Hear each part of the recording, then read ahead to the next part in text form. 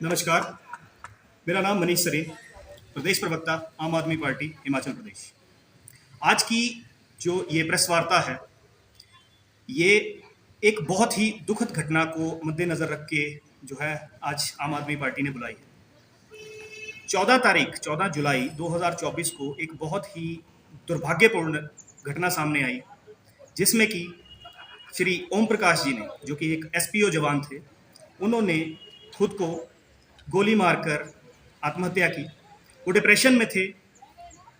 वो डिप्रेशन में एसपीओ वर्ग के साथ जो शोषण हिमाचल सरकार तकरीबन 2 दशक से भी ज़्यादा से करती आई है, उस वजह से वो काफ़ी समय से डिप्रेशन में थे और उन्होंने अपनी जीवन लीला समाप्त कर ली। इसी तरह से प्रदेश में एसपीओ वर्ग जो है वो बहुत समय से संघर्षरत है और इस मैटर को आम आदमी पार्टी अब तकरीबन 3 से 4 साल से पूर्व सरकार और मौजूदा सरकार के सामने उठाती आई है। केंद्रीय गृह मंत्रालय के सामने भी आम आदमी पार्टी हिमाचल प्रदेश ने इस मैटर को उठाया था कि एसपीओ वर्ग जो हमारा है हिमाचल प्रदेश का, उसका शोषण किया जा रहा है, उसे बहुत बुरे तरीके से प्रताड़ित किया जा रहा है, किसी तरह के अलाउंस नहीं मिल रहे हैं। 6,000 7,000 की मात्र सैलरी पर इन्हें कई दशकों से अपना जीवन यापन करना पड़ रहा है और हमें ये समझ में नहीं आता कि केंद्र सरकार और प्रदेश सरकार इनके लिए कोई भी कदम उठाने में अक्षम क्यों साबित हो रही है। हमने आम आदमी पार्टी ने एसपीओ वर्ग के लिए केंद्रीय गृह मंत्रालय को पत्र लिखे। पत्राचार बहुत बार हुआ और बहुत दुर्भाग्यपूर्ण है कि कुछ साल पहले, तकरीबन 2 साल पहले, हमें डीजीपी हिमाचल प्रदेश ऑफिस से रिप्लाई मिलता है, जिसमें कि ये लिखकर हमें जवाब दिया गया है, जो कि principal secretary home affairs central government भी इसमें इन्वॉल्व थे, कि एसपीओ हिमाचल को इसलिए जे&के की तर्ज पर अलाउंस नहीं दिए जा सकते क्योंकि हिमाचल प्रदेश का जो एसपीओ है वो शायद उस किस्म की सर्विसेज प्रोवाइड नहीं कर रहा है, जो कि हमारे लिए काफ़ी अजीब बात थी, अचंभित करने वाली बात थी कि एक पुलिस ऑफिसर होता है, उसमें जे&के, हरियाणा या पंजाब या हिमाचल प्रदेश में भेद करना कहाँ तक सही है।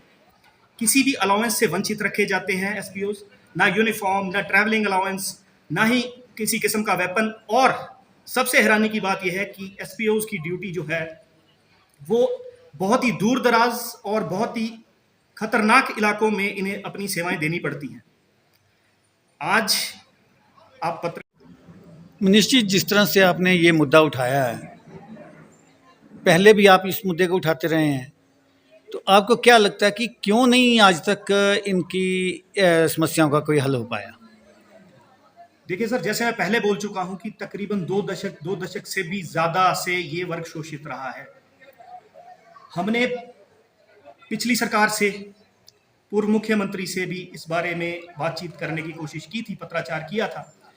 गृह मंत्री, उनसे भी हमने बातचीत करने की कोशिश की थी। डीजीपी ऑफिस से हमने बातचीत करने की कोशिश की है। मौजूदा सरकार में हमने बातचीत करने की कोशिश की।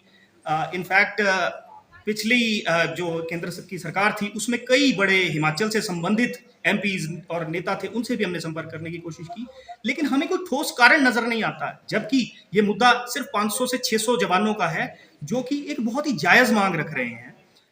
अब एक आम इंसान 6,000 या 7,000 में अपना जीवन यापन 10 से 20 साल से कर रहा है, उसे बच्चे भी पढ़ाने हैं, उसे अपनी रोजमर्रा की और जरूरतें भी पूरी करनी है, बच्चों की फीस देनी है।